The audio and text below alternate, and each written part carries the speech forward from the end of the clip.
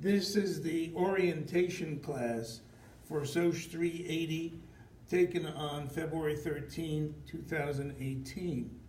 What we're going to do today is go over briefly some of the requirements for the course web page on Blackboard, and some pointers as to how to navigate during the 8 weeks of the class. One thing I want to say is that I've taught this online before, and it's been a 16-week class. This is the first time it has been offered on an 8-week basis. I'm a little bit concerned because the sociology of law demands a great deal of attention. There's lots of material. So to push that all into 8 weeks, this is going to put a kind of burden on students that I hope they're ready to accept. Other classes might not be so reading intensive, but I think students who come into the sociology of law or law in general understand that you can't really absorb the material unless you read. This is really what the essence of it is. In any case, let's start by talking about some of the possible pitfalls that you might encounter. And one of them is how to conceive of the law to begin with. I'm not going to lecture at any length over the substance of the class because this is what you'll get when you get into it. But a lot of students come in thinking that the law is, from beginning to end, nothing but the criminal law. And this is a mistake. The law is not only the criminal law. In fact, very little of it is the criminal law when you look at the total volume of laws that are passed by legislatures. A body of law comes into existence. Think about the statutes of Missouri. Think about the statutes of Missouri, which have already created, maybe I think in a volume, the criminal laws that exist in our state. Now, once they're passed, what does the legislature have to do? It's really all set out. But what happens, society presents new challenges that didn't exist before. For instance, the internet and all the kinds of hacking that goes on and new possible crimes that the old law could never have thought about. So the legislature has to take all this into account and create new bodies of law to cover that, not only in terms of the criminal law, but in terms of commercial law. And how is business conducted? Should it be taxed? And all this sort of thing. So the criminal law in particular will only need a little bit of tweaking every now and then. There's a funny story I like to tell with respect to a rewrite they did of the criminal code, of the traffic code. This was about, I think maybe 10 years ago. And what happened is that there was an oversight, because legislatures are human. They forgot to include reckless driving. So for, I think, 6 months, it was not illegal to engage in reckless driving in the state of Missouri because they just left it out. Well, they had to go, call back into session, and they had to, insert it and pass it all over again. But this is what happens. Now, what the police did in those cases is they probably applied other laws, because people who are reckless usually speed or do other kinds of things that they could be gotten for. But they couldn't be charged with reckless driving. That couldn't be done. But in any case, people come into the law with this idea that it's simply a matter of criminal law, and it's not. There's a whole raft, and you'll see different subjects that are addressed once you get into the lectures. The other element in this is that in trying to conceptualize what you're doing in the reading is in your mind distinguishing between what law says about itself and what sociology says about it. These are two entirely separate areas. In fact, the jurisprudence and the legal thought concerning society predates official sociology by many thousands of years. Law was out there. Sociologists eventually come along in about the end of the 18th, beginning of the 19th century, and start analyzing everything that they see. So there are two bodies of literature. One is a tradition that goes back into the legal history, and one that goes back into the tradition of the sociological history. And you'll see in the first few chapters, these things, in a sense, colliding and intersecting. So you can keep them straight if you understand that distinction to begin with. Otherwise, you can get caught, it becomes kind of a swamp, and you don't know, what to grab onto, who's saying what about what. But if you keep in your mind straight, lawyers talking about the law and sociologists talking about the law, you'll be halfway to getting past this difficulty. And other people who didn't come today are going to be sorry that they didn't hear me say this, because they'll have to figure it out for themselves, catch it somewhere in the lectures. Okay, so that's all that I'm going to say about the substance. But I would, just ask you if you have any other general questions about the nature of the study of sociology of law. No, okay. So let me give you the syllabus.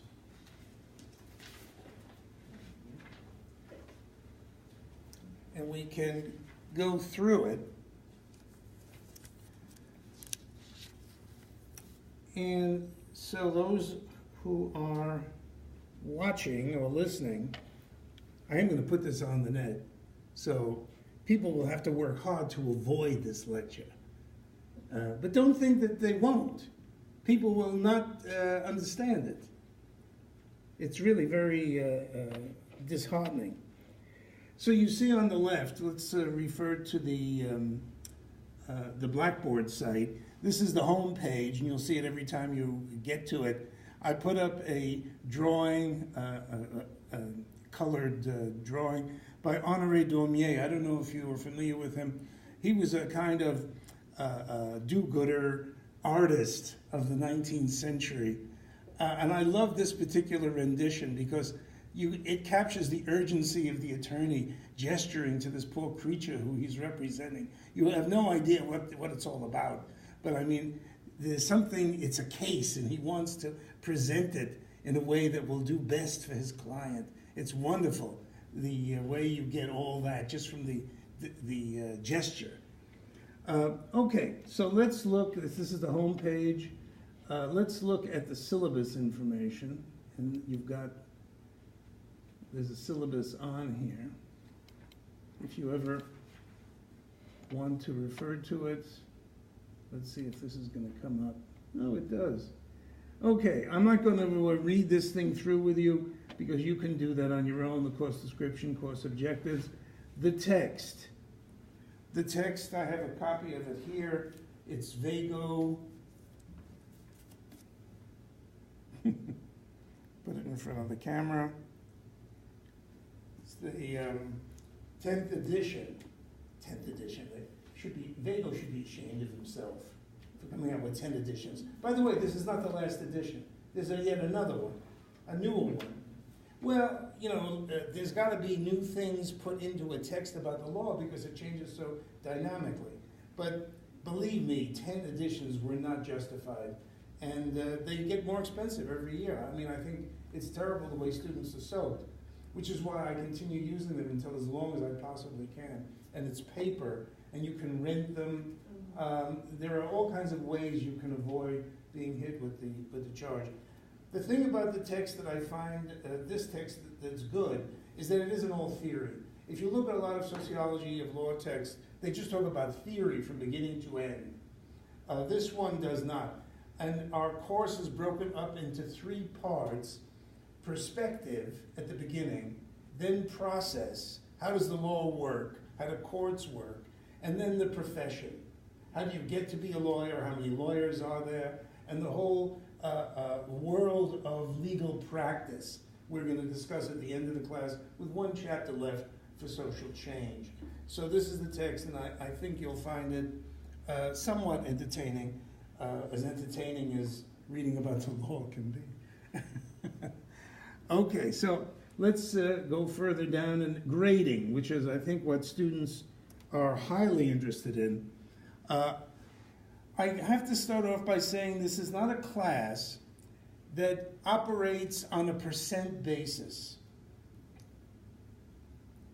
I wish there were more people here so I could hold the people here to account. And there's only the 2 of you, and I know you'll absorb this. And you won't be asking me questions after you leave about percents. Because people see that, for instance, I give them more opportunities to earn points by putting up extra credit discussion boards. Well, this throws them for a loop because they say there's now a change in the possible total, which changes what I've earned against that total, and it changes my percent. Well, since percents have absolutely no function in this class, their question is meaningless. All that you need to look at are what you accumulate against that left-hand grid, which never changes. If you accumulate 380 points, you will get an A. And I don't care how you do it. Tests, the writing, movies you come to, extra credit discussions, they're all mixed in. And I will offer even more as time goes on. So that's one thing we got to get out of the way. No talking about percents. It just drives me wild. And people get upset with me at the end because after the whole class, and I keep saying this over and over again for a whole semester, I still get questions about percents. You know, if I had hair, I would tear it out. But in any case, that's what you need to look at. There are going to be 4 quizzes worth 25 points apiece. Of those 4, only 3 will count. I dropped the lowest quiz. There's a midterm, there's a final, and that's all the tests. There's a legal note. I call it a legal note, which means that you get to choose whether you want to write about theory or substance, and we'll get to that in a moment. And then there's an interview/observation. You get to interview somebody who's in the law, a lawyer, a judge, whoever you want to pick. You spend an hour interviewing with them. Hello. And then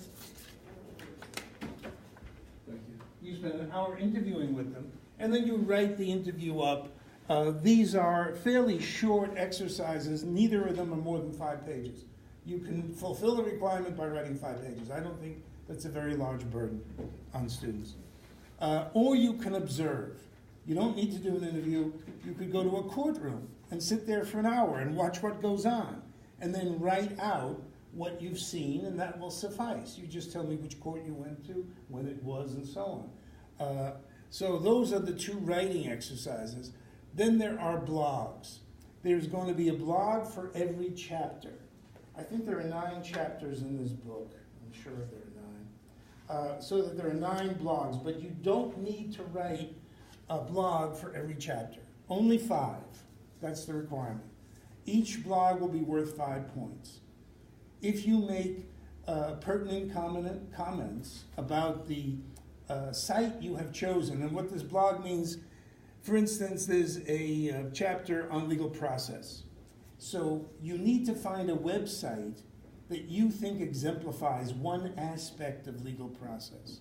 You go off and you find the site for the Iowa State Supreme Court, and you put that, in the blog, and then write why that is relevant to what we're studying. And you've done. That's it. And every one of the chapters is handled exactly the same way. So there'll be one for the theory, one for process. There's a lawmaking chapter. There's one for deviance and social control. Various chapters will have different focus. So you will use that in order to choose a site.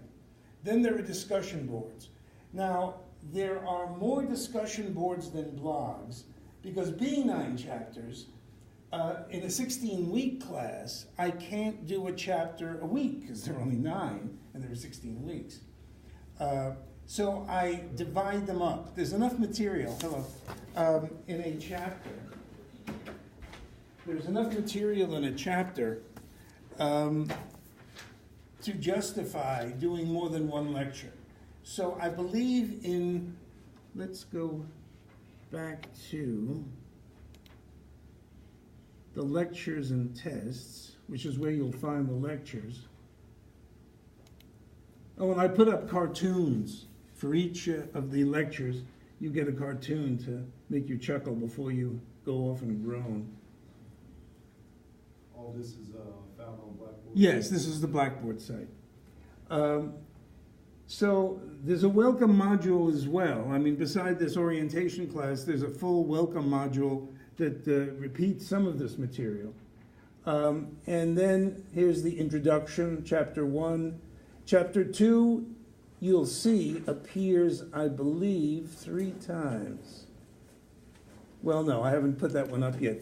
But it will appear 3 times. So there are 3 different lectures for chapter 2. And if you look in the syllabus, in the readings and calendar on the back, each of the days of our class, well, not the days, but each of the chapter segments is given a day that you are expected to deal with it.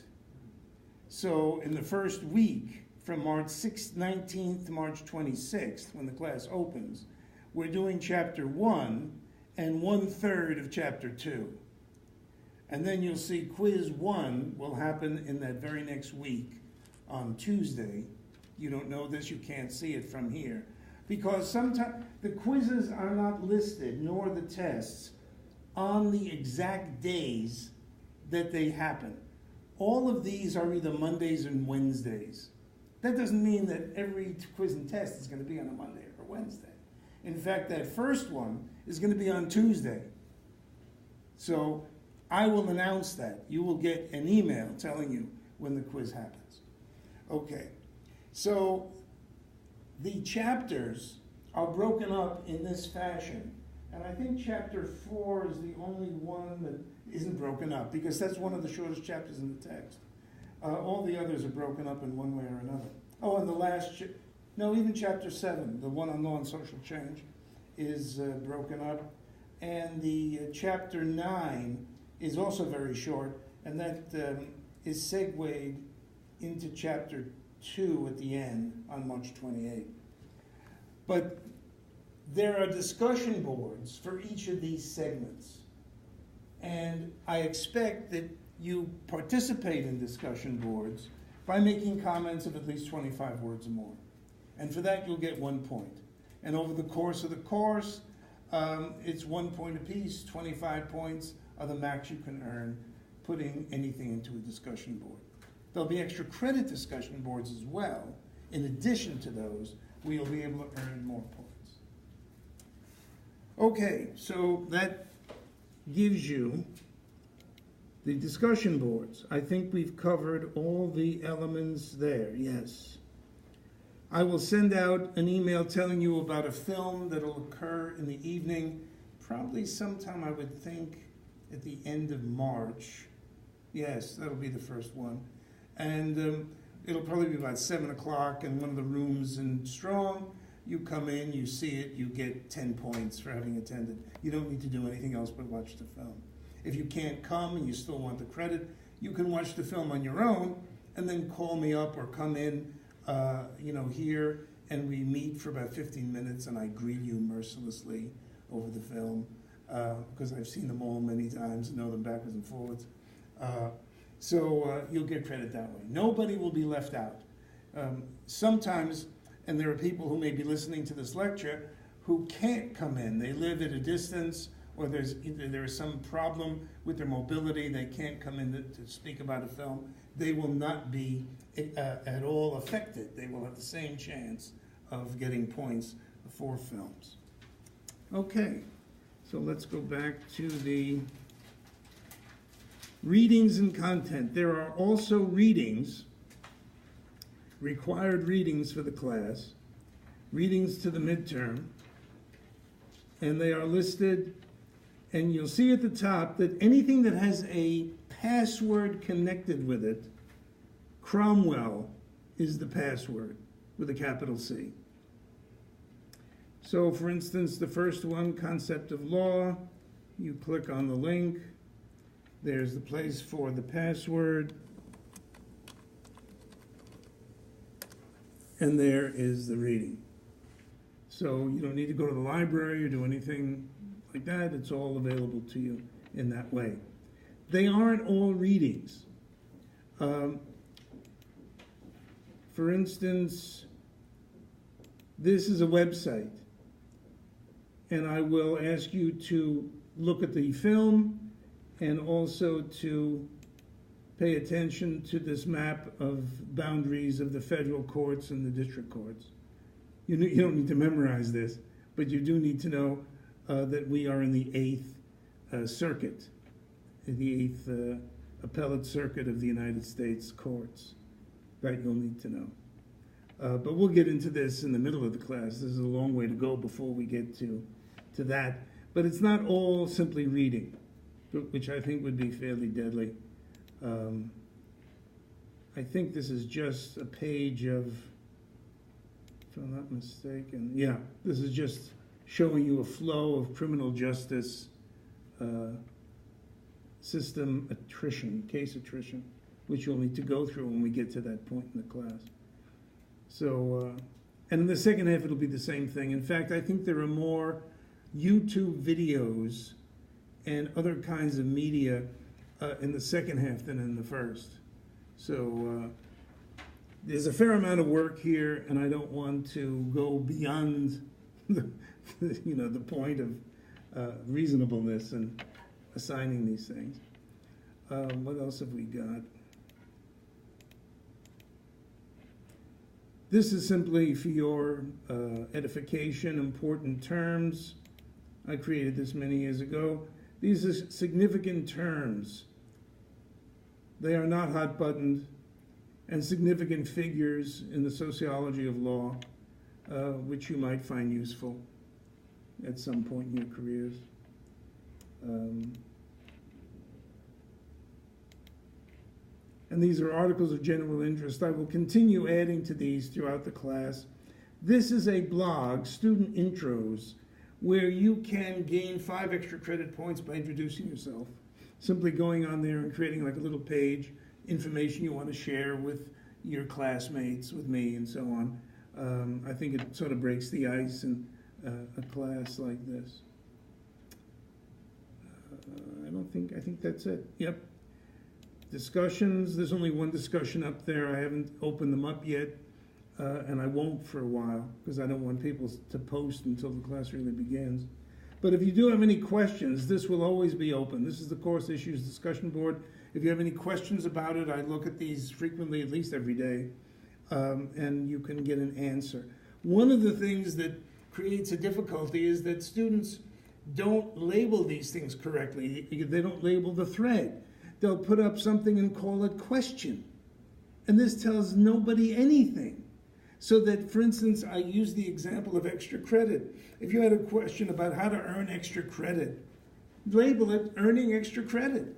Then other people who have the similar kind of question can go to your thread and see if it's already been answered. Otherwise, it doesn't have any use to anybody.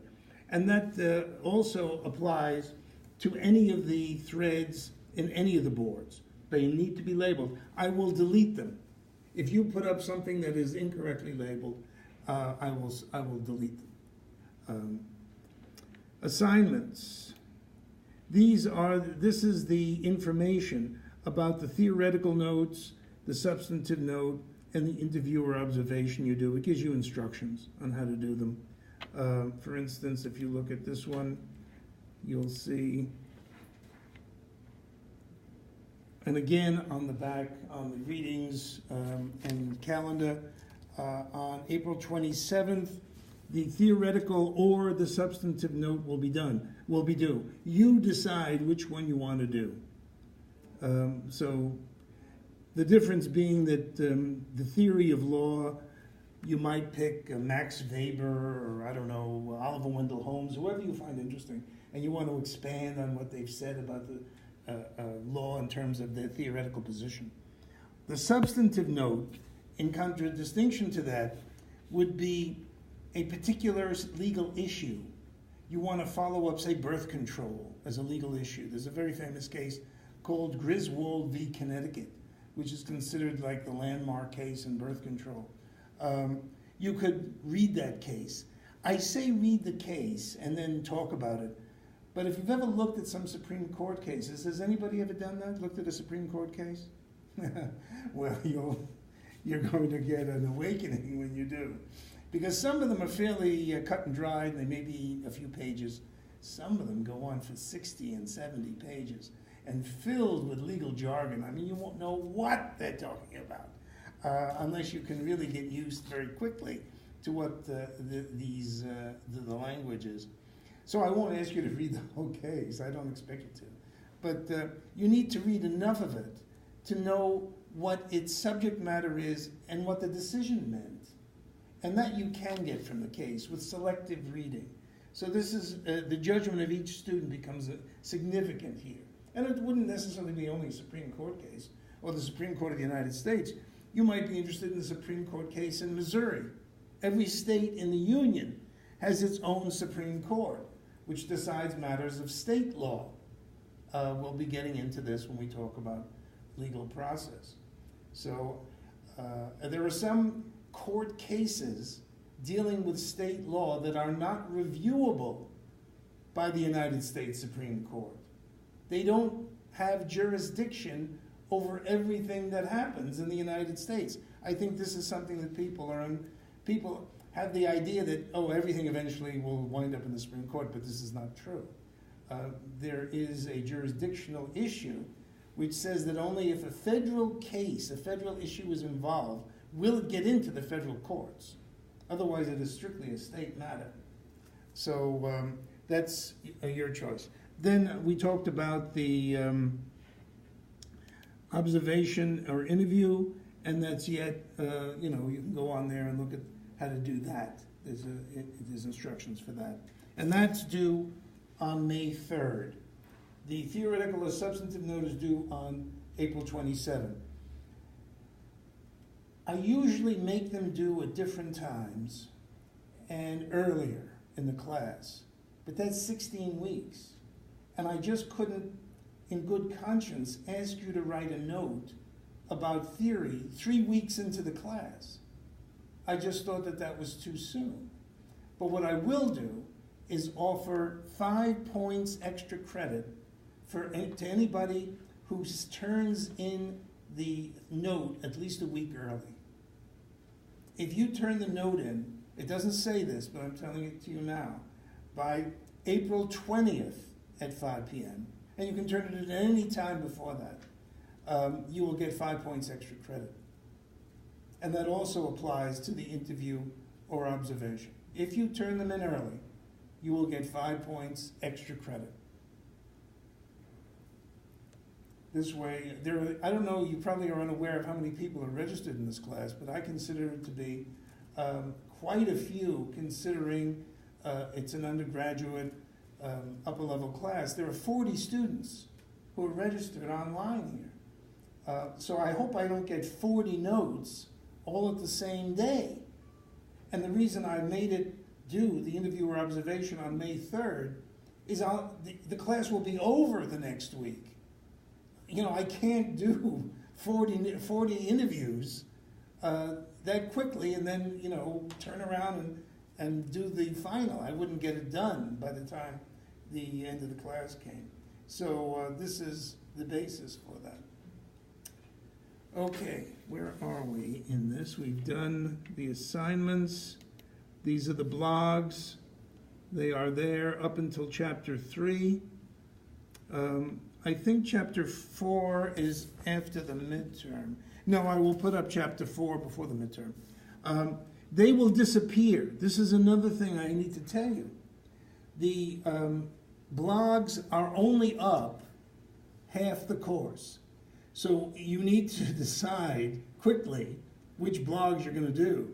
Because if you wait until the second half of the class, not only will these disappear, but all the course discussion boards will also disappear, and a new set will come up after the midterm. So you can't delay. You can't just wait around and hope you can do it all at the end. I've never taught a class where I've made it easy for students to delay to the very end and think they could get a decent grade. You've got to keep going with a consistency throughout the class. Otherwise, you're going to get into trouble. So I want people to realize this. And then finally, there's a required film. It's Cromwell, and this you can watch anytime. I'm going to open the course website up either this evening or tomorrow. so that you will have access to the film and you can watch it and you can start listening to the lectures that are up and so forth, so that you can get a little bit of a head start. This is an excellent film about the English Civil War. How many people here are familiar with the English Civil War or know that it even happened? When did it happen? No, nothing. No. You know, I bet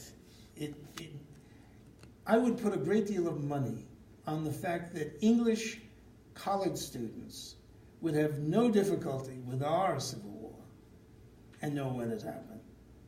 But, you know, we have no idea that the English had a Civil War, which had tremendous consequence. Do you know what the result of it was? The Puritans won, and they chopped off the head of King Charles I. And for about 10 years, they had a commonwealth.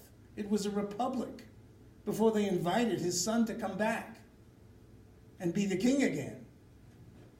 And I think people are astonished when they hear this.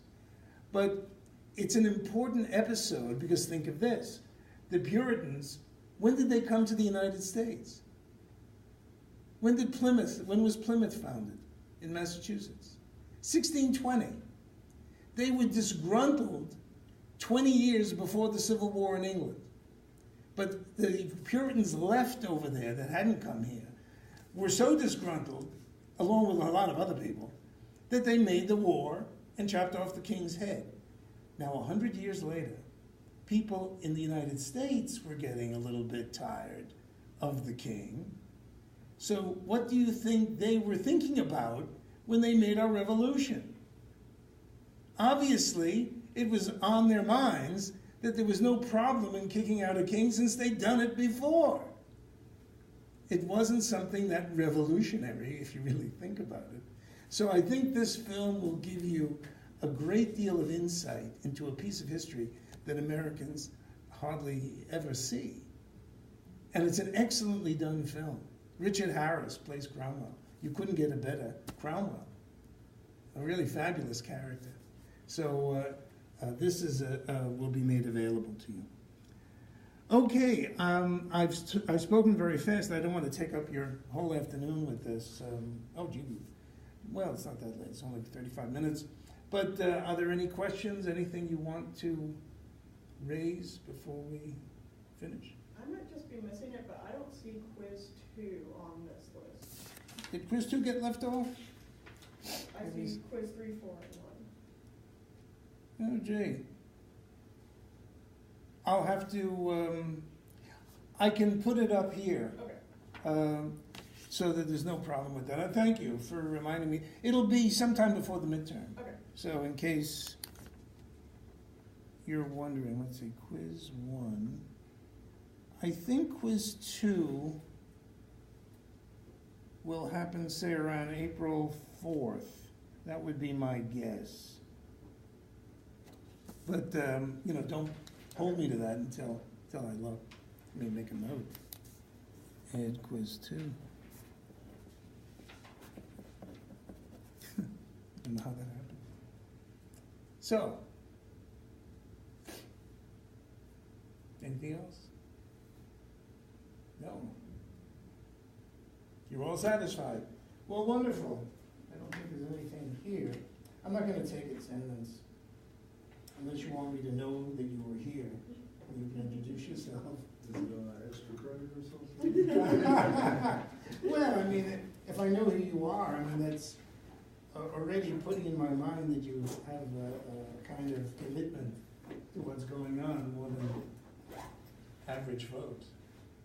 But I think that's it. Yeah. Okay, listen, thanks for coming. Thank you. I hope that was enlightening. I'm Alexa Harmon.